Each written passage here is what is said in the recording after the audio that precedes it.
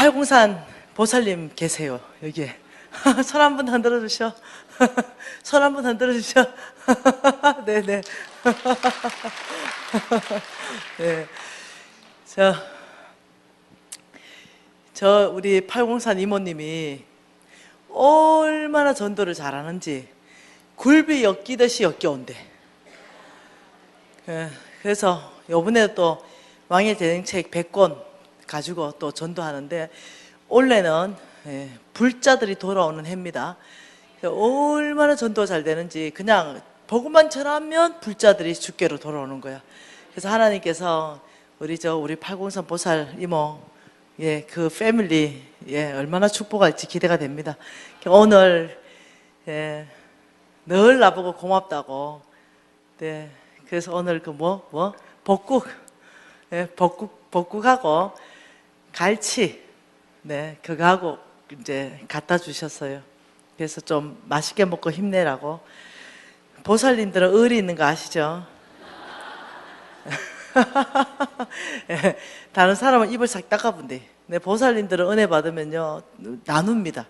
나누고 퍼주고. 그냥 죽게 돌아오는 게 아니에요. 다 이게 나누는 삶이 있기 때문에 죽게 돌아오는 거지. 영상 하나 준비됐습니까? 네, 자, 여기 불 끄고요. 영상 하나 보고 싶습니다.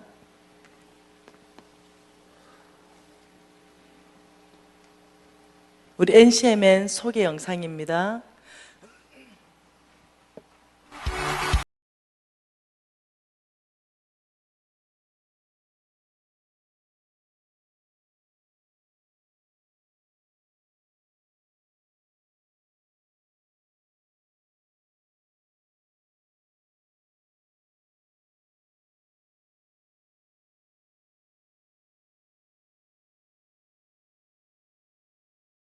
전체를 마실 때의 결과는 변화를 일으키는 지도력을 발휘하는 사람.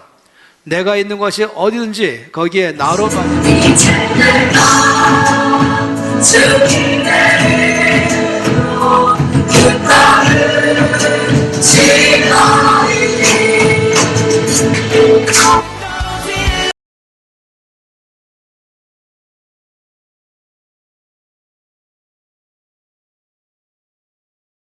카라반이라는 거 있죠. 그 카라반이라는 걸 5대를 헌금하셨어요. 그래서 그때부터 플로잉이라는 게 뭔지, 이게 내가 있으면 2개가 있으면 하나는 흘러보내야 되는구나. 기본 원칙을 제가 세웠어요. 돈이 문제 돈이 문제 돈이 문제 10명 이상의 성부와 성빈과 30명 이상의 해외 어린이들을 돕겠습니다. 아멘.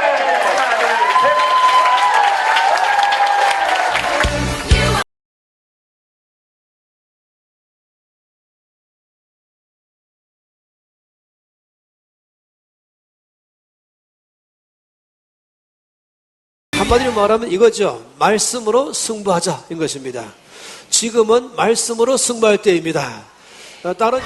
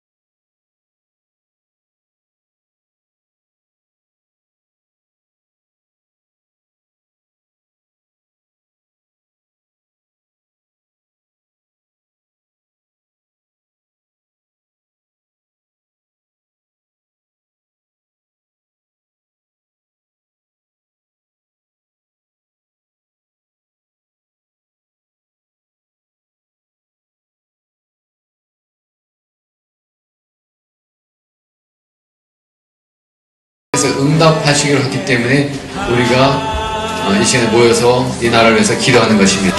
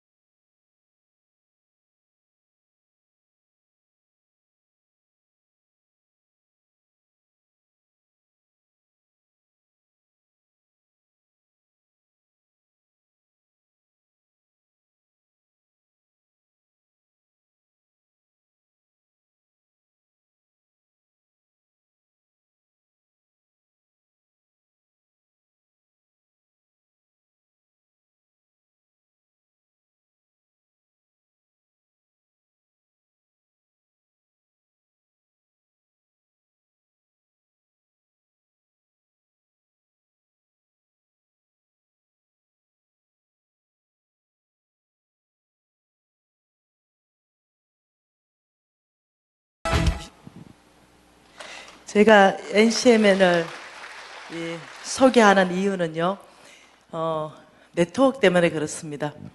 우리 이 NCMN은요, 선교단체가 아닙니다.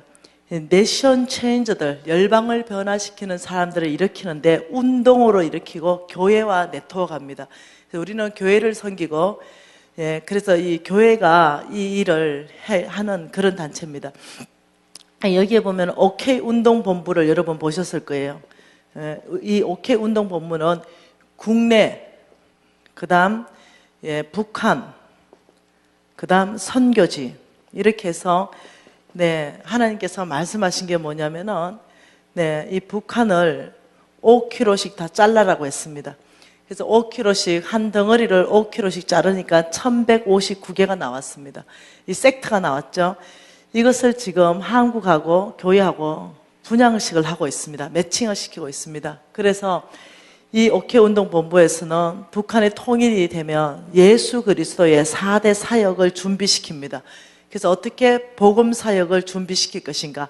이 분양받은 이 곳에다가 축구공처럼 이렇게 분양받은 거 봤죠? 거기에서 복음을 많이 전한다 이러면 여러분 문이 열리면 한순간에 열려버립니다. 지금 이제 한국교회가 너무 많이 빚이 있기 때문에 잘못하면요 못 들어갑니다. 이 돈이 없어가지고. 그래서 빚은 한쪽으로 빚 갚는 전략을 지금 우리가 한국교회 안에 주고 있고요. 지금 이제 제가 마지막 시간 타임에 강의할 것입니다. 또 하나는 돈이 빚이 저 있다 하더라도 우리가 준비할 수 있는 거는 준비할 수 있는 거 팀을 짭니다. 교회를 분양해주고 예를 들면 복음사역 팀을 교회 안에서 짜가지고 우리는 그 뭐 구체적으로 우리가 실행 가능한 거 전략을 실행 가능한 실행은 뭐냐? 만일 우리가 문 열렸다면 일단 성경을 예를 들면 5,000권은 가지고 가겠다. 그럼 문 열리자마자 복음사역 팀은 5,000개를 가지고 이 성경을 분양받은 여기 가서 뿌리는 겁니다. 그러면 가르치는 사역에서는 또 팀이 짜지죠. 그러면 우리가 문 열리자마자 거기 가가지고 유치원 사역을 하겠다. 그러면 이제 어떻게 유치원, 만약 의료 사역은 어떻게 펼치겠다. 이래서 여러분 문이 열렸는데 1년, 2년 안에 그 전체를 장악하지 않으면요. 1년에 20%씩 문이 닫힙니다. 5년 지나면요. 엄청 선교하기 어려워집니다. 딱 문 열리는 순간 1년 안에 그 전체를 복음으로 덮어야 됩니다. 아니면 이단이 들어갑니다. 그래서 이 사역을 위해서 NCMN에서는 여러 가지 많은 전략들을 가지고 있습니다. 그래서 그 교회에다가 이 사역을 구체적으로 할 수 있는 전략들을 저희들이 드리고 있습니다.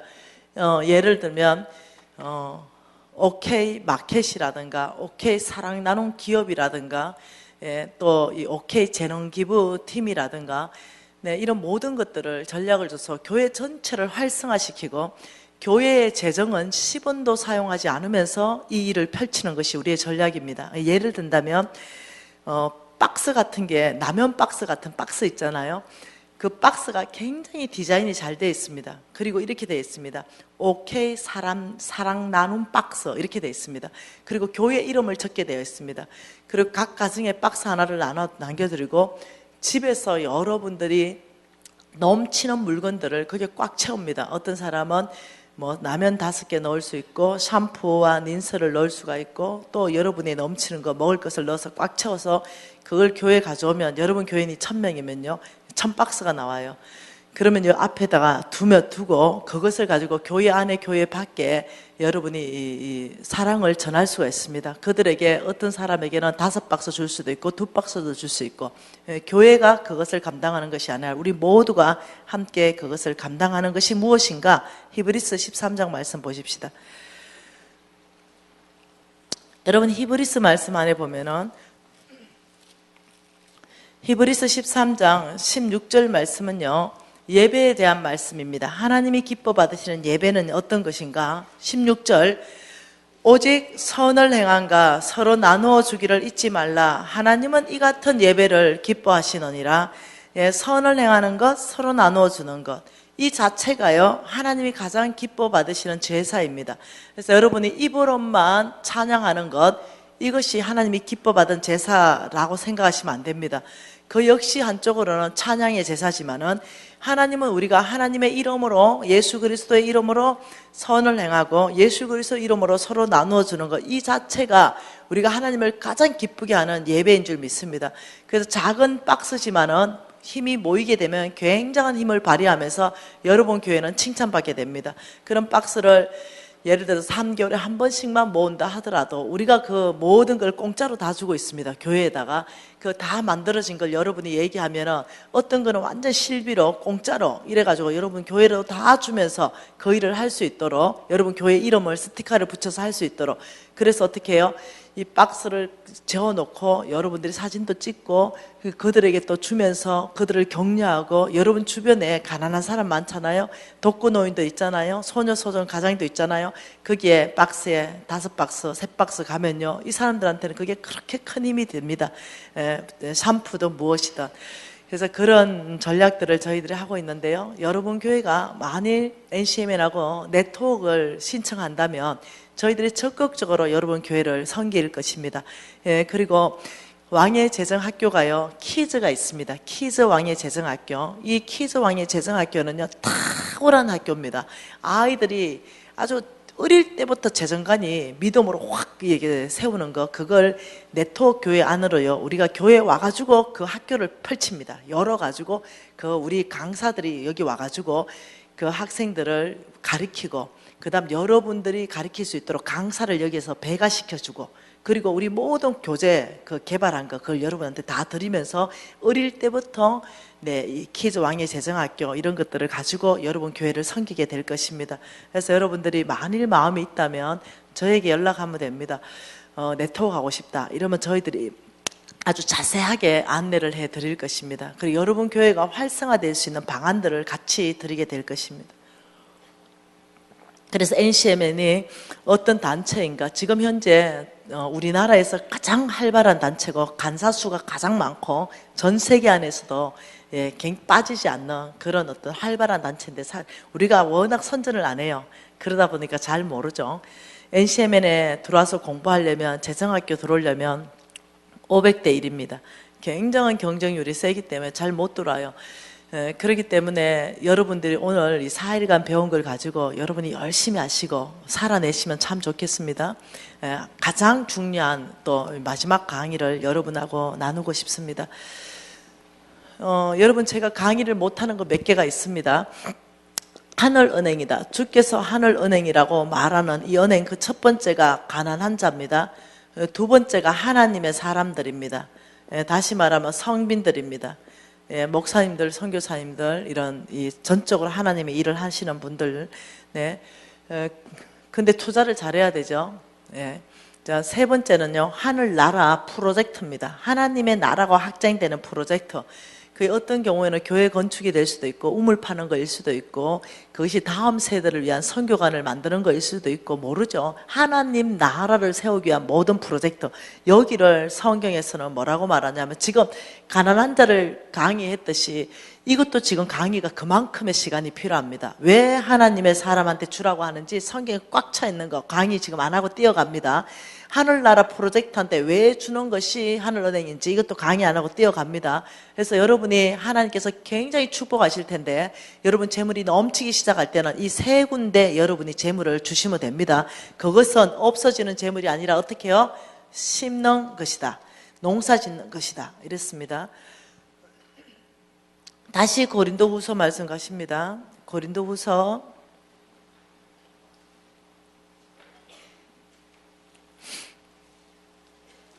고린도후서 9장 말씀 봤지요? 고린도후서 9장에 우리가 지금 9절 말씀 가난한 자까지 봤어요. 이제 10절 볼 겁니다. 10절 한 절 읽겠습니다. 심는 자에게는 씨와 먹을 양식을 주시는 이가 너의 심을 것을 주사 풍성하게 하시고 너의 의의 열매를 더하게 하시려니. 자, 심는 자 이렇게 말했습니다. 이거 좀 크게 확대시켜 주십시오. 자, 심는 자. 여러분, 심는 자는 뭐냐면 농사꾼을 말하는 겁니다. 심는 자, 농사꾼에게는 하나님께서 주시는 것이 뭐냐면 씨 뿌라서 먹을 양식입니다. 먹을 양식. 씨 뿌라서 먹을 양식으로 주시는데, 씨 뿌라서 먹을 양식. 먹을 양식으로 주시는 이가 너의 심을 것을 주사 풍성하게 하신다. 씨 플러스 먹을 양식 플러스 알파가 나옵니다. 자, 이걸 한번 계산해 볼게요. 만일 심는 자에게 하나님께서 감자 농사를 짓게 했다라고 쳐보십시다. 그러면 감자 농사를 예를 들어서 100가마니를 만일 수확을 했다고 치면은 만일 씨감자를 내년에 하기 위해서 10가마니를 남기고 90가마니를 먹었다고 쳐보십시다. 자, 그러면 감자를 가지고 여러분이 10가마니다 이러면 한 가마니당 예를 들면 100개가 있다고 쳐보십시다. 100개. 그러면 감자를 이렇게 해가지고 쌍눈을 이렇게 쪼개지요. 이렇게 해가지고 예를 들면 지금 6개지만 5개 쌍눈이 났다고 쳐보십시다. 그럼 5개 쌍눈이 났다 치면은 이거 하나 쪼개가지고 심잖아요. 그러면 최소한 감자는 10개가 나옵니다. 감자를 1개를 심으면은 50개가 나오는 것이 최소한에 나오는 것입니다. 그러면은 100개를 심었으면 몇 개가 나옵니까? 5,000개가 나옵니다. 그러면 10가마니를 심었으면 한 가마니가 100개니까 5만 개가 나오게 됩니다. 이렇게 됩니다. 이해되십니까? 그런데 이제 이렇게 되면은 자, 한 가마니가 100개니까 5만 개가 나왔으면 몇 가마니가 되는 겁니까? 내년에는 몇 가마니가 되는 겁니까? 500가마니가 되는 거 맞나요? 100개씩 넣으면. 그러면 내년에는 어떠냐면 10가마니를 심었는데 내년에 수확은 100개씩 집어넣으니까 500가마니가 된 거예요. 그럼 500가마니 중에 예를 들어서 저번에는 90가마니밖에 못 먹었는데 이번에는 400가마니를 먹을 수 있고, 예를 들면 나는 100가마니를 심겠다고 생각해 보십시오. 그러면 10가마니 심었는데 500가마니 나왔다면 100가마니 심으면 5,000가마니가 나오는 거예요. 그 다음에는. 그럼 5,000가마니 가지고 나중에 내가 400가마니를 먹었는데 4,000가마니를 먹고 플러스 1,000가마니를 심었다면 어떻게 됩니까? 그러면 그 다음 데는 어떻게 됩니까? 네, 얼마큼 배가 되는지 알겠죠? 이것은 정확한 수학적 계산에 있는 뭐냐면 농사 짓는 법입니다. 그래서 이것을 주께서 왜 이렇게 설명하냐면 우리가 가장 이해하기 쉽게 하나님의 계획들을 지금 우리한테 말하는 거예요. 심는 자에게는, 저와 여러분은 농사꾼입니다. 직장에서 아니면 사업체에서 우리의 시간을 심고 우리의 재능을 심고 우리의 먼 은사들을 심고 우리 열정들을 심고 우리의 지식들을 심습니다. 그 심는 자에게는 씨와 먹을 양식을 주시는 하나님이 너의 심을 것을 줘서 풍성하게 한다. 그러니까 씨가 있어야만이 그 사람이 풍성하게 한다. 하나님은 저와 여러분에게 씨의 특징은 먹는 게 아닙니다. 심는 겁니다. 그래서 씨들 줘서 너희들을 풍성하게 할 것이다. 이렇게 말했어요. 그러면 못 먹을 거, 심어야 될 거, 우리가 수학 중에 심는 자의 수학 중에 어떤 수학 중에 수학됐다. 수입이라 하면 더 좋겠다. 예, 수입 중에 못 먹는 게 있고 먹는 게 있다는 거죠. 자, 수입 이꼬로 지출, 이게 아니라는 거예요. 이거 공식은 잘못됐다는 거죠. 수입은 어떻게 되냐면은, 예, 씨 플러스 지출, 이렇게 된다는 거예요. 그래서 못 먹는 게 있다는 거예요. 너희들이 그 다음에 내년에 풍성하게 하려면은 먹지 않고 반드시 심어야 되는 것이 있다. 이렇게 얘기하는 거죠. 그래서 여러분이 눈치를 채겠지만, 못 먹고 심는 게 뭡니까? 뭡니까? 하나님이 주시는 것 중에 못 먹고 심어야 될 거 한번 볼까요? 성경 안에서부터 한번 찾아보십시다. 하나님의 말씀은요, 레위기 27장 말씀입니다. 레위기 27장 30절 말씀으로 한번 쭉 한번 더듬어 가보십시다. 뭔지. 레위기 27장 30절 같이 읽습니다. 그리고 그 땅의 10분의 1, 그 땅의 곡식이나 나무 열매는 그 10분의 1은 여호와의 것이니 여호와의 성물이라. 자, 여러분, 저는 11조 강의하는 게 아니에요. 여러분 잘 들으셔야 됩니다. 11조 강의하는 게 아니에요. 지금 하나님께서 우리를 축복하는데 하나님의 원리가 뭔지 그걸 지금 보고 싶은 거예요. 그 땅의 10분의 1, 그 나무의 10분의 1은 자, 이 10분의 1은 이걸 누굴 거라 그럽니까? 하나님의 것이고 이것을 성물이다. 이렇게 말했습니다. 그러니까 놀랍죠? 하여튼 우리의 수입 심는 자에게 소산 중에 10분의 1을 하나님이 당신 거라고 말하고 있어요. 민수기 18장 보십시다. 민수기 18장 24절에 뭐라 그랬어요? 이스라엘 자손이 여호와께 그제로 드리는 11조를 누구한테 줘요? 레위인의 기업으로 줬다. 자, 여기에 하나님이 이 11조를 레위인에게 줬다. 레위인은 뭐냐면요, 하나님의 종입니다. 이 하나님의 종들에게 줬다. 왜요? 이스라엘 민족은요 12지파가 있거든요. 이 12지파가 있는데 여기에 너희들이 10분의 9만 먹어라. 10분의 9를 먹고 10분의 1은 레위지파에게 오게 해라. 그러면 레위지파에게는 10분의 12가 옵니다. 10분의 12가 오니까 이 각 지파가 아무리 재물이 많아도요, 가장 재물이 많은 곳은 레위지파입니다. 그래서 레위지파가 그러면 재물이 많다고 해서 잘 먹고 막 잘 살아보면 되냐? 또 그건 아니에요. 이 레위지파에게 하나님이 하시고 싶은 게 있습니다. 그것은 신명기 26장입니다. 신명기 26장 12절에 뭐라 그럽니까? 셋째 해 곧 11조 드리는 해에 내 모든 소산에 11조 내기를 마친 후에 그것을 레위인과 어디에 써라? 객과 과와 가부에게 주어서 내 성읍 안에 배부르게 해라. 그러니까 이 10분의 10이 굉장히 재물이 많이 오는데 레위인도 10분의 9만 먹어야 돼요. 그리고 10분의 3은 남겨가지고 이 가난한 자한테 줘야 됩니다. 여러분 레위인이 앞으로 나올 수 있겠죠? 여러분, 지금 난 너무 더워요. 좀 꺼주세요. 예. 자, 앞으로 레위인이 나오고, 지금 여러분이 레위인인 분도 계시죠? 담임 목사님부터 시작해가지고 레위인인 분이 계시고, 앞으로 레위인 될 사람은 잘 들으십시오. 네, 이 레위인들은 어차피 하나님의 종인데요. 예, 대한민국의 상위 1%로 재물을 가진다. 이거 선한 거 아니에요. 다시 말할게요. 예, 나는 대한민국의 상위 1%로 살 것이다. 아주 부자로 살 거다. 이거 레위인은 버리셔야 됩니다. 네. 레위인은 그냥 주의 종으로 열심히 무익한 종으로 살다가 그날에 가서 하나님 상급 받아야 돼요. 이 땅에서 재물을 쌓고 또 쌓고 또 쌓고 또 쌓고 하는 것은 선한 게 아니에요. 여러분, 우리는 지금 재물을 벌어서 10%만 쓰고 90% 하나님 나라 내놓기 위해서 우리는 결단하면서 지금 살고 있다는 거죠. 근데 하물며 레위인일까 보냐. 그래서 레위인들이요, 타락하면은 어떤 현상이 제일 먼저 오게 되냐면 재물을 쌓고 또 쌓고 또 쌓고 또 쌓고 그걸 꽉 잡습니다. 이래 하면 안 되겠다는 겁니다.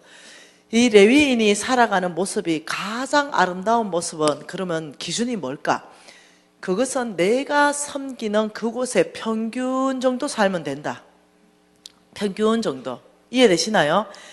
내가 아프리카 간다. 그러면 그냥 그 선교사들의 평균 정도로 살고 그 사람들의 평균 정도로 사는 것이 가장 동화될 수 있다. 예를 들어서 강남 한복판에 산다. 그러면요, 레위인들은요, 벤츠 탑니다, 벤츠. 이게 중간입니다, 그냥. 강남 한복판에 가면은요, 레위인의 집은요, 50억짜리 사는 거, 그게 중간일 수 있습니다. 그게 나쁜 게 아니에요. 무슨 말 이해되나요? 내가 섬기는데 그냥 평균의 중간 정도 사는 거, 그것이 가장 아름다운 모습이다.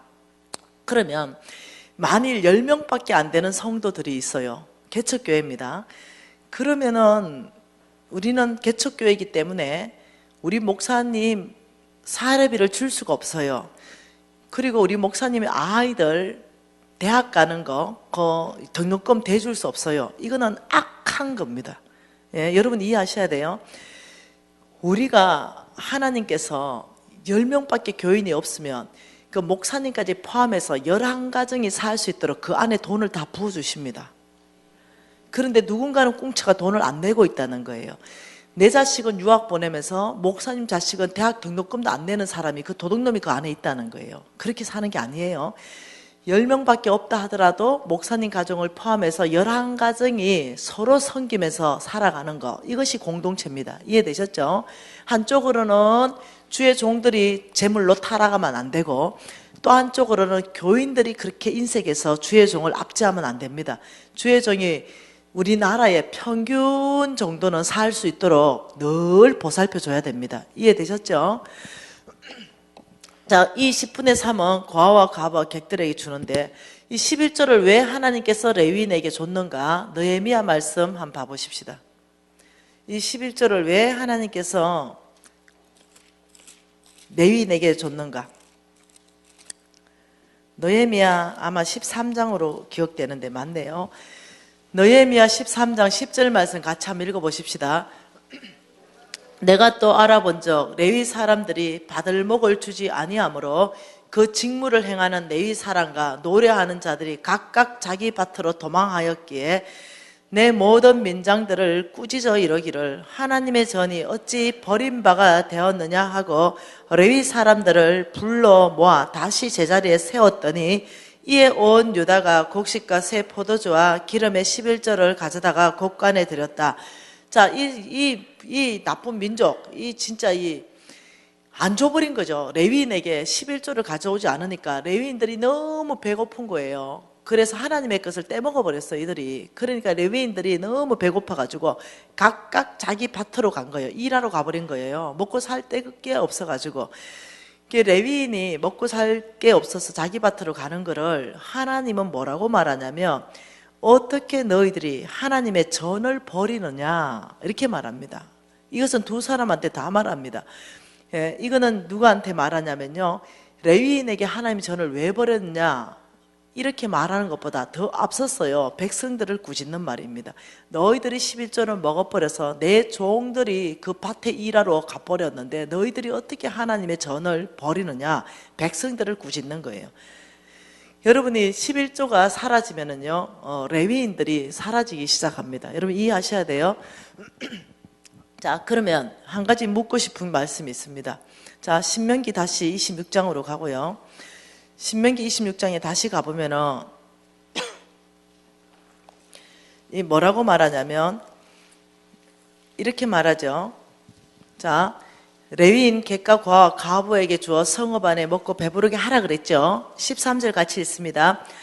그리할 때 내 하나님 여호와 앞에 아뢰기를 내가 성물을 내 집에서 내어서 레위인 객 과와 과부에게 주기를 주께서 뭐한 대로 명령하신 명령대로 하였으니 내가 주의 명령을 범하지도 않고 잊지도 않았다. 11조는 뭐라고요? 하나님의 명령이다. 주님의 명령대로 했다. 여러분 다시 말하면 뭐가 아니라는 거예요?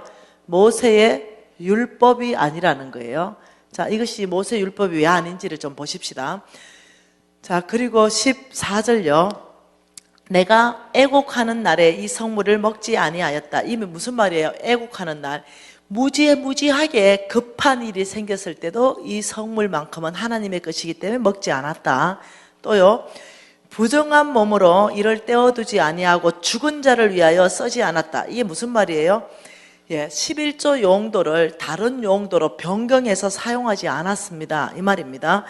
내 하나님 여호와의 말씀을 청종하였고 주께서 내게 명령하신 명령대로 다 준행했으니 15절에 원하건대 하늘에서 보시고 이스라엘에게 복 주신다고 약속하신 그 약속대로 우리에게 젖과 꿀이 흐르는 땅에 복을 내리소서 할지니라. 너희들이 해야 되는 게 뭐냐면 하나님의 명령을 먼저 지키고 그 다음에 내 앞에 와서 내가 약속한 대로, 하나님이 약속한 대로 복 주십시오, 이렇게 기도의 순서가 있다는 거예요. 그렇게 하라. 그 다음에 나에게 복을 구하라, 이 말입니다.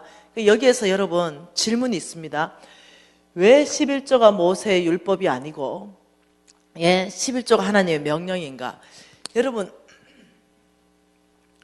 이 11조를 사탄들이 교회 안에서 없애기 위해서 신학자들까지 동원합니다. 그리고 목회자까지 그렇게 동원되는 경우가 있습니다. 이 11조를 없애버리면, 교회 안에 없애버리면요, 어떤 일이 발생하느냐 하면은, 문패가 바뀝니다. 교회의 문패가 떨어지고 신천지가 붙습니다. 만일 저는 여러분 교회에 빚 있는지 없는지 전혀 모르는 상황입니다. 저희가 지금 한국교회를 조사를 했는데요, 99%가 빚이 있습니다. 99%가 빚이 있는데 한국교회가 그냥 공식적으로 경매가 넘어가는 게요, 1년에 280개입니다. 그러면 비공식적으로 넘어가는 게 얼마나 많겠습니까? 얼마 전에도요, 그 하나님의 교회가요, 700억짜리 건물 하나 인수했습니다. 인수할 때는, 우리가 지을 때는 700억인데, 경매로 넘어갈 때는요, 350억, 400억이면 먹어버립니다. 그러니까, 이 엄청나게 빚진 것 때문에요, 교회가 넘어가는데, 거기는요, 꼭 교회가 빚졌기 때문에 다 넘어가는 게 아닙니다. 두 가지 때문에 넘어갑니다. 그 안에 11조를 도둑질하는 사람이 많을 때는 교회가 재정이 빕니다. 감당이 안 됩니다. 그리고 어떤 교회는 규모가 너무 작은데 너무너무 무리해가지고 감당할 수 없을 만큼의 교회를 지어버렸을 경우, 교인 100명인데 4,000석 짓고 이런 경우 무리하게 넘어갈 수 있습니다. 근데 그렇게 무리하게 짓는 교회가 넘어가는 경우보다는 대부분 어떠냐면은 그 안에 11조를 안 하는 겁니다. 그래서 이 적들이요, 이 신학자들까지 동원하면서 11조는 제가 어느 날 늘 즐겨 듣던 유튜브가 있었습니다. 근데 메시지가 깔끔하더라고요. 근데 제가 여러분보다 조금 기가 좋고 분별이 잘 되는 거 뭐냐면 말씀을 많이 읽었다는 거예요. 그런 메시지를 들으면 저게 성경적인가 비성경적인가 이것들이 제 안에 들립니다. 목사님 메시지가 깔끔하고 그래서 가끔씩 듣고 은혜를 받았던 목사님인데 어느 날 그 목사님 메시지를 듣는데 깜짝 놀랐어요. 이런 표현해가 정말 죄송한데 제가 느끼긴 그랬어요. 한쪽으로는 생수가 쏟아져 나오는데 한쪽에는 꾸중물이 같이 쏟아져 나온다, 이런 느낌을 딱 받았어요. 그래서 제가 너무 이상하다, 왜 이 목사님이 메시지를 저렇게 전하지, 이런 생각했어요. 그리고 나중에는 알게 됐습니다. 그 목사님이 너무 미안해요 이렇게 말해서 깊은 우울증 환자였습니다. 그리고 결국 자살해버렸습니다. 생을 그렇게 마감하셨어요. 그래서 내가 너무 고인이 되셔서 내가 말하기가 참 조심스러운데요, 그 목사님 메시지가 너무 강력했고 전 세계를 강타해버렸습니다. 제가 온 외국으로 다 다니잖아요. 그 목사님 메시지 때문에요, 11조가요 10분의 1로 줄어버렸습니다. 그래가지고 이 외국의 교회들이요, 미국의 목사님이었는데 한국계 미국 목사님이었어요. 그래서 이 교회들이요 빚으로 다 넘어갔습니다. 그래서 게이들이 그걸 사가지고 게이바로 다 만들어놨어요. 11조가 교회 안에서 여러분 교회가 만일 빚이 있다면 여러분 교회가 몽땅 11조를 1년만 안 하면요, 교회 문패 떨어집니다. 헤어롬 교회 문패 떨어지고 신천지가 붙습니다. 장사 없습니다. 무슨 말 이해돼요? 끊임없이 그 사람들의 메시지 주 요지가 뭐였냐면 이거였습니다. 11조는 모세의 율법이다. 모세 율법은 구약 시대고 신약 시대에 폐해졌기 때문에 11조 한다고 하나님이 더 축복하고 11조 안 한다고 축복 안 하시는 분이 아니다. 여러분 11조에 대해서 아주 자유하셔야 되고 여러분이 그냥 감사가 되면 그냥 믿음에 따라서 감사헌금 하면 된다. 이렇게 설교를 한 거예요. 얼마나 편해요. 그렇게 설교 들으면. 그것이 그 사람들의 마음을 훔쳐갔습니다. 그리고 안 그래도 11조 하는 거 싫은데 그 메시지를 들으니까 내 욕심이 그 메시지를 잡아버리는 거죠. 그리고는 바뀌었어요. 그리고 이 사람들이 그 메시지를 얼마나 꽉 잡아버렸는지 11조를 안 하기 시작했죠. 근데 여러분 11조는요 모세 율법으로 시작된 게 아닙니다. 여러분 창세기를 잘 읽고 히브리서를 잘 읽어보세요.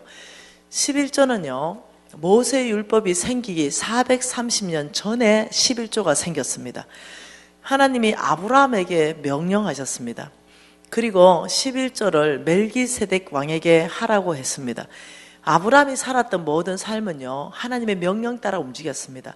멜기세덱은요 예수 그리스도를 예표하는 왕이었습니다. 다시 말하면 430년 전에 아브라함에게 예수 그리스도께 11조 하라 이렇게 하나님이 말씀하신 겁니다. 여러분이 만일 그것도 설명이 부족하다 그러면은 예수님 당신은 모세 율법을 폐하러 왔습니까? 묻는다면 예수님이 뭐라고 대답하셨을까요?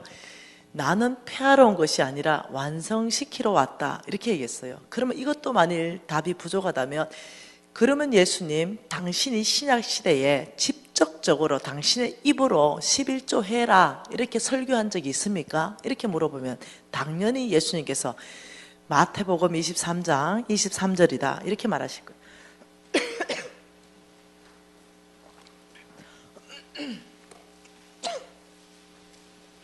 여러분 마태복음 23장 23절은 뭡니까?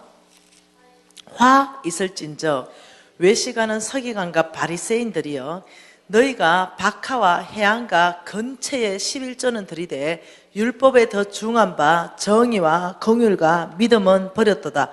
그러나 이것도 행하고 저것도 버리지 말아야 할지니라. 우리 예수님께서 직접적으로 이거는 바리새인들과 서기관들에게만 하는 말이 아닙니다. 오늘날 저와 여러분이 이런 모습으로 사는 거죠. 어떤 사람은 굉장히 서기관과 바리새인처럼 살아요. 오늘날 저와 여러분에게 아니다 11조도 해야 되고 너희들은 이것도 행하고 저것도 버리지 믿음도 버리지 말아야 된다. 우리 예수님의 가르침을 받으십시오. 성경에 없는 가르침을 여러분 받지 마십시오. 11조를 여러분 혹시 이렇게 혹시 생각합니까? 만일 11조를 하나님이 심는 자에게 300만 원을 수입을 주셨다면 씨가 10%니까 30만 원 플러스 270만 원 먹을 양식인데 여러분이 만일 11조 개념을 아버지 300만 원 몽땅 하나님의 것입니다. 제가 하나님의 것을 거룩하게 구분해서 30만 원을 하나님께 드리겠습니다. 이거 11조 개념 맞나요? 어느 부분에 수정이 굉장히 필요한 부분입니다. 그게 뭐냐면 아버지 제가 하나님이 저한테 주신 거 제가 거룩하게 구분해서 드리겠습니다. 이게 틀렸어요. 하나님이 준 적이 없어요. 이 11조는 하나님이 처음부터 나의 것이다 라고 말했기 때문에 300 몽땅을 우리한테 준 것이 아닙니다. 하나님은 하나님 손에서요 나의 것 따로 구분하시고 너희들은 먹을 양식 이렇게 주셨어요. 따로 구분된 거 이것은 처음부터 나의 것이고 처음부터 레위인에게 줄 것이고 처음부터 하나님의 사역을 펼칠 거다. 처음부터 나의 것인데 심는 자에게 씨를 주는 이유는 너희들의 삶을 풍성하게 축복하고 싶다. 나의 것을 내가 너희들에게 주는 이유가 여러분이 하나도 헌금하지 않는다 하더라도 하나님께서는 동원할 수 있습니다. 하나님의 능력은 내가 심는 자에게 너희들에게 나의 것 씨를 주는 이유는 너희들이 농사 짓는 것 씨를 심으면 너희들이 농사가 풍성해지기 때문에 심을 것을 줘서 내가 너희들을 풍성하게 축복하는 것이 재물에 대한 나의 계획이다. 여러분 구원에 대한 하나님의 계획은요 예수를 믿게 하는 겁니다. 어떤 사람은 자해를 하죠. 고행을 합니다. 엎어졌다 자빠졌다 엎어졌다 자빠졌다 하면서 뭔가 자기를 깨달음을 얻어가지고 뭔가 좋은 데 가려고 합니다. 근데 우리 하나님은 그게 방법이 아니라 그랬어요. 네가 나쁜 짓을 했던, 네가 아무리 착하게 했던 상관없다. 예수만 믿고 거듭나면 너희들은 천국 갈 것이요, 아무리 착하게 살아도 예수 믿지 않으면 너희들은 지옥행이다. 여기에 대해 가지고 하나님 왜 그런 법을 세우고 그러세요? 말 못해요. 하나님은 전능자입니다. 말 못합니다. 하나님이 법이 하면 법입니다. 하나님의 법이, 구원받는 하나님의 법 자체가 뭐냐면 예수 믿어야 구원받습니다. 도덕적으로 아무리 착하게 살아도 상관이 없다니까요. 지옥행이라니까요. 그게 하나님의 법입니다. 재물에 대해서 축복하는 하나님의 법이 뭐냐면요, 고린도전서 9장 8절입니다. 모든 일에 모든 것이 넉넉하여 너희들에게 모든 찾기를 내 넘치게 하기 위해서 내가 모든 은혜를 너에게 부어준다. 이게 하나님의 원칙이고요. 그러니까 어떤 방법으로 그러면 그렇게 넉넉하게 부어줍니까? 이것이 지금 이 말씀입니다. 10절. 너희가 심을 것을 줘서 풍성하게 하신다. 심는 자에게 씨와 먹을 양식을 주시는 하나님이 너희들에게 심을 것을 줘서 풍성하게 하신다. 아까 감자 농사로 계산해 봤죠. 그래서 이 씨, 이것은 뭐냐면은 저와 여러분을 축복하기 위한 하나님의 계획입니다. 구원하기 위한 계획은 예수님이고요, 저와 여러분의 재물의 축복에 대한 계획은 씨입니다. 그래서 여러분 이럴 수 있죠. 어떤 사람은 씨를 하나님이 10만 원 줬어요. 나에게는 하나님이 씨를 30만 원 줬어요. 그래서 10만 원 심은 사람이 있고 30만 원 심은 사람이 있으면 누가 더 많이 열매를 맺습니까? 내가 많이 맺어야 되잖아요. 근데 하나님 법은요, 수학 계산보다 훨씬 더 높이 일하십니다. 이 사람의 중심을 다 보는 거죠. 믿음을 보고, 충성을 보고, 기도하는 모습을 보고, 재물 얻을 만한 그런 성품을 보는 거죠. 그런데 10만 원 심었는데 때가 되었어요, 축복할. 그럼 이 사람한테는 100배로 해버립니다. 근데 나는 30만 원 심었어요. 근데 나는 2배 될 수 있어요. 그럼 누가 더 빨리 배가 돼요? 여러분이 그래서 지금 작게 심는다고 내가 더디다, 이게 아니라는 거예요. 하나님 나라에는 심을 것을 줘서 풍성하게 하는데 30배로 하나님께서 축복할지 100배로 축복할지 10,000배로 축복할지 이건 아무도 몰라요. 왜요? 하나님께서는 조 하나 심으면 24,000배로 축복합니다. 그게 아무도 몰라요. 그렇기 때문에 놀랍게도요, 이게 뒤집어지는 수가 있습니다. 재정의 순위가 뒤집어지는 수가. 그래서 그러면 이 씨를 심으면 벼락부자가 되나? 또 그건 아니에요, 여러분. 자, 말라기 말씀 좀 한번 봐보십시다. 하나님께서 믿음, 여러분 혹시 모르겠어요. 여러분 담임 목사님 얼만큼 잘 가르쳤는가? 11조는 믿음의 문제입니다. 이러면서 믿음 있는 자는 온전한 11조를 할 수 있고 믿음 없는 자는 온전한 11조를 못합니다. 이렇게 가르쳤다면 담임 목사님 수정하셔야 됩니다. 11조는 믿음의 문제가 아닙니다. 성경 전체 안에서 믿음의 문제를 얘기할 때는요, 믿음이 적은 자들아 네가 왜 날 의심하느냐, 믿음을 굉장히 책망했습니다. 근데 오직 11조만큼은요 생명의 문제로 다루고 있습니다. 11조를 먹어버리면 내가 가난해지기 때문에 생명의 문제고, 11조를 먹어버리면 그의 교회가 가난해지기 때문에 생명의 문제입니다. 11조만큼은 이렇게 말했습니다. 너가 도둑질했다, 이렇게 말합니다. 도둑놈아, 이렇게 바로 나갑니다. 믿음의 문제 같으면 믿음이 적은 자야 이렇게 하는데 바로 너희들은 도둑놈이다 이렇게 나가버려요. 그게 3장 10절을 같이 읽어볼게요.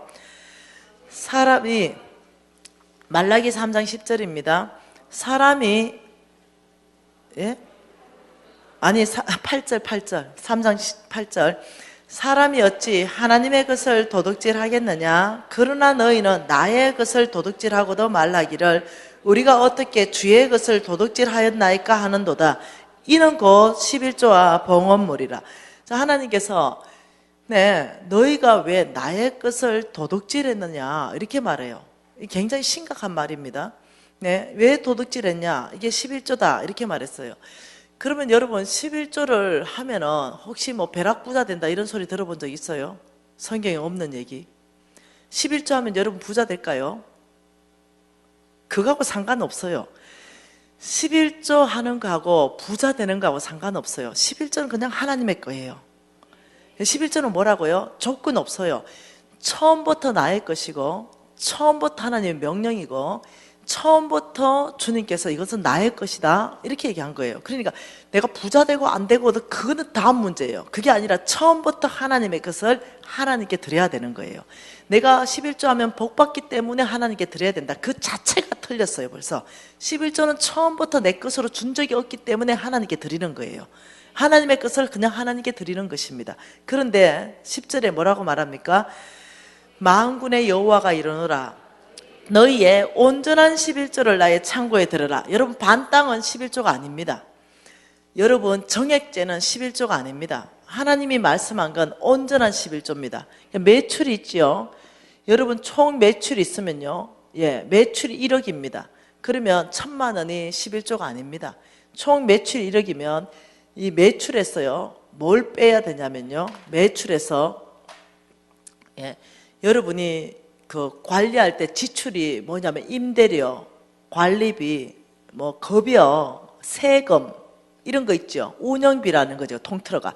그걸 빼면은 뭐가 나냐면 순이익이 나옵니다. 순이익.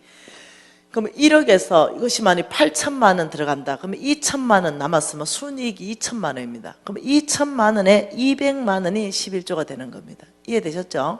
그래서 지금 이거 말하는 것은요, 너희의 온전한 11조를 나의 창고에 들여라.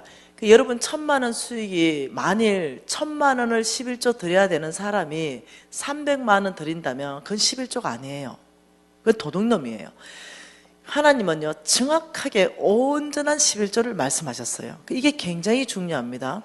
그래서 이 온전한 11조를 나에게 드리고 그 다음 뭐라 그럽니까? 그것으로 나를 시험하라. 이때의 시험은요 실험입니다. 과학적 실험. 콩 심은데 콩이 올라오는가 안 올라오는가 봐라. 과학적 실험을 해라. 내가 하늘 문을 열고 너희에게 복을 쌓을 곳이 없도록 붙지 아니하냐 보라. 이 말이요 재벌 축복이 아니에요. 하늘 문을 열고 내가 복이 쌓을 곳이 없도록 붙는다. 여러분 성경은 성경으로 해석해야 돼요. 내 마음대로 해석할 수 없어요. 쌓을 곳이 없도록 붙는다. 이걸 어떻게 재벌로 해석합니까? 하나님 말씀은 하나님 말씀으로 해석하는데 그 축복을 11절을 말했어요.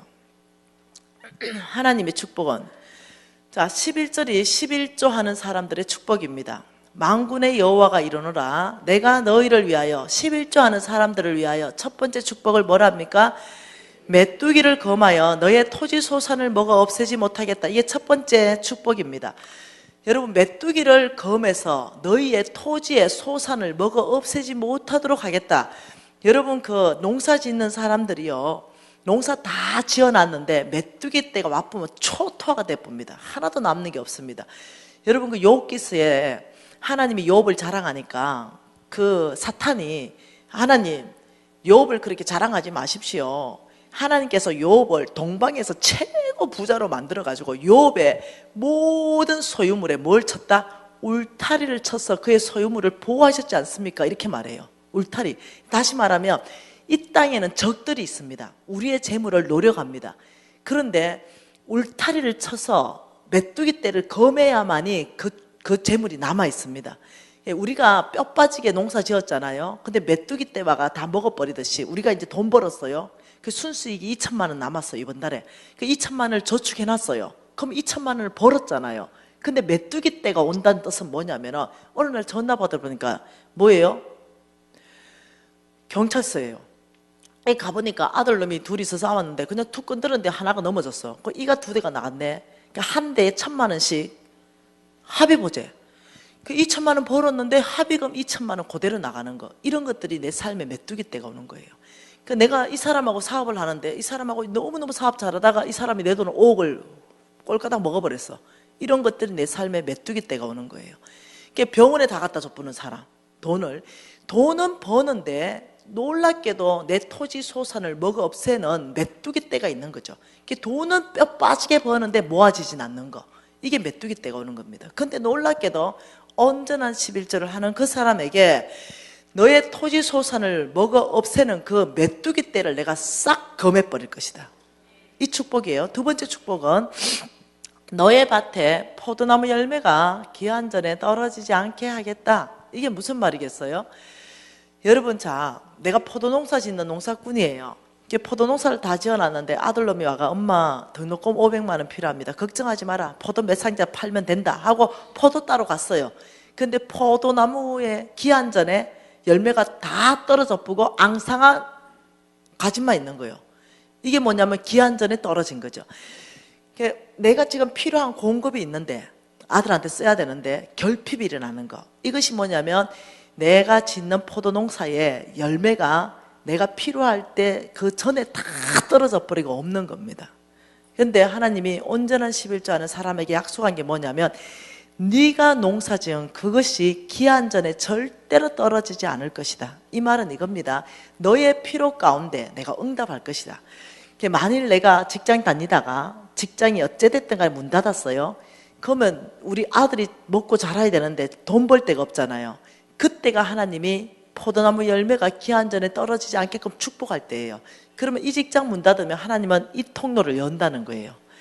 이 통로가 많이 안 열리면 하나님이 그때 까마귀라도 보내가지고 공급한다는 거예요. 하나님의 약속은 이때가 내가 너의 포도나무 열매가 공급할 때이다 이 말입니다. 그러니 두 가지 축복이에요. 하나는 메뚜기 때가 막아지니까 재물이 안 없어지고, 하나는 기한 전에 포도나무 열매가 떨어지지 않으니까 늘 공급에 결핍이 절대 안 일어나고, 이 두 가지 축복을 함으로 말미암아서 12절에 결과가 나타나는데 같이 읽을까요? 너희 땅이 아름다워짐으로 모든 이방인들이 너희를 복되다 하리라. 만군의 여호와의 말이니라. 이방인들이 나를 보면요, 와, 저 사람 땅은 너무 아름답다, 복되다, 어찌 저리 예수 믿고 복 받았지. 그 땅이 아름답다 말은 열매가 많다는 거죠. 열매. 그래서 예수 안 믿는 사람도 내가 예수 믿고 복 받은 걸 다 안다는 거예요. 지금 내가 그래가지고요, 알죠? 내 그 재정책이 전도용으로 최고잖아요. 일년 불교 신자마다 지금 막 예수께 막 돌아오잖아요. 아까 전에 그 얘기했잖아요. 803 우리 이모. 예. 그래서 지금 현재 그게 읽어보니까 뭐요? 아우, 김미진 예수 믿고 복 받았는 거야. 그거 가지고 알고 돌아오는 거예요. 여러분 한 권만 읽지 말고 한 권은 선물하고 하세요. 불교 신자들한테. 여러분 이게 11조에 대한 아버지의 계획입니다. 11조를 먹으면 어찌 된다? 씨기 때문에 하나님이 우리를 심을 것을 줘서 풍성하게 축복하는데, 11조를 먹었기 때문에, 씨를 먹었기 때문에 내가 가난하고 그의 교회가 가난하고, 11조를 심으면 내가 심었기 때문에 내가 풍성해지고 그의 교회가 풍성해지고, 네, 그렇게 11조를 심으면 메뚜기 떼가 금하고 포도나무 열매가 기한 전에 떨어지지 않아서 결과적으로 너희들에게 풍성한 열매 맺는 결과, 이 재물이 불어나는 결과가 결과적으로 온다. 11조 한다고 벼락부자 된다 이게 아니라 결과적으로는 재물이 쌓인다. 안 없어지니까. 메뚜기 떼가 못 오지요, 포도나무 열매가 기한 전에 안 떨어지요. 이러니까 결과적으로 막 쌓이는 거야, 재물이. 그래서 어떠냐면은 여러분 온전한 11조 할 사람은요, 걱정 안 해도 됩니다. 재물에. 내가 평생 온전한 11조를 했다면은 하나님을 믿으십시오. 그분이 보장하시기 때문에 절대 아무 걱정 안 하게 여러분 평생 살 수 있습니다. 그건 하나님의 말씀이에요. 근데 11조를 먹었다면 걱정하셔야 됩니다. 왜냐하면 내 심는 게 없기 때문에. 예. 네, 여러분 오늘 이 말씀을 저는 11조 강의라고 생각하지 않습니다. 여러분을 축복하는 하나님의 원리라고 생각합니다. 그래서 혹시라도 여러분이 11조를 먹어버린 것들이 있다면 지금 이 시간에 회개하면 좋겠습니다. 그래서 회개를 하되, 뭐 11조 먹고 무슨 그런 돈이 있겠노? 만일 여러분이 가난하다면, 여러분 빚져 있다면 먹어버린 11조를 어째 토해내겠노? 오늘 이 밤에 도둑놈 왔습니다. 주께서 도둑놈이라 그러니까 아버지 11조 먹어버린 도둑놈 왔습니다. 회개하고 돌이킵니다. 오늘 이 죄를 탕감해 주십시오. 모두가 탕감 받는 거죠. 빌려서 뭐 또 11조 하겠나? 먹은 거 어쩌겠노? 네, 그러니까 하나님 앞에 도둑놈 왔다고 고백하고, 예, 하나님이 네 죄가 주홍 같아 할지라도 회개하고 돌이키면 내가 흰 눈처럼 깨끗하게 하겠다 했으니까, 먹고 가난한 사람들은 주님 앞에 그대로 있는 그대로 고백하고, 아버지 오늘 이 시간까지 도둑질한 걸 다 탕감해 주십시오. 이 시간부터 온전한 11조 하겠습니다. 그런데 빌딩 좀 몇 채 있고 집 몇 채 있는 사람이 먹었다 이러면 어떻게 해야 됩니까? 뭐 아파트 한 채씩 가져와가지고 회개해야지. 하나님하고 계산해야지. 예, 그 재물이 있다면 재물이 있는 사람은 아파트 한 채씩 가져와서 주님 앞에서 회개해야 되고, 재물 없는 사람은 오늘 이 밤은 축복된 밤이고, 회개, 탕감받는 밤이고, 그래서 여러분의 형편대로 하시면 되겠습니다. 내 강의할 거 또 있는데 집에 가려고. 여러분 손 높이 드십시다. 손 높이 드시고, 오늘 이 11조는 엄중한 하나님의 경고입니다. 여러분이 엄중하게 받으시고 정말로 심을 씨를 먹었다면 하나님 앞에 죄를 지은 것입니다. 오늘 이 밤에 주님 앞에 진실된 마음으로 죄를 고백하면서 아버지, 죄인이 돌아왔습니다. 아버지, 온전한 11조로 축복되는 삶, 이것을 깨우치게 해주셔서 감사합니다. 우리가 주여 한번 부르고 하나님 앞에 기도하시겠습니다. 주여! 아버지, 주님 앞에 아버지 너무 죄송하고 너무 미안한 마음으로 돌아왔습니다. 아버지, 우리를 축복하기 위해서 아버지 이 씨를 줬는데 이걸 먹어버리고 아버지 가난해졌습니다. 아버지, 주께서 아버지 우리 가운데 아버지 이 11조에 대한 기본적인 원리를 아버지 깊이 깨닫게 하시고 아버지 저희들을 이 축복된 삶으로 아버지 이끌어가 주셔서 아버지 우리를 축복하는 아버지의 마음을 알았습니다. 주님, 저희들이 회개하고 돌이키니 오늘 이 밤을 축복된 밤으로 주여 역사해 주시옵소서.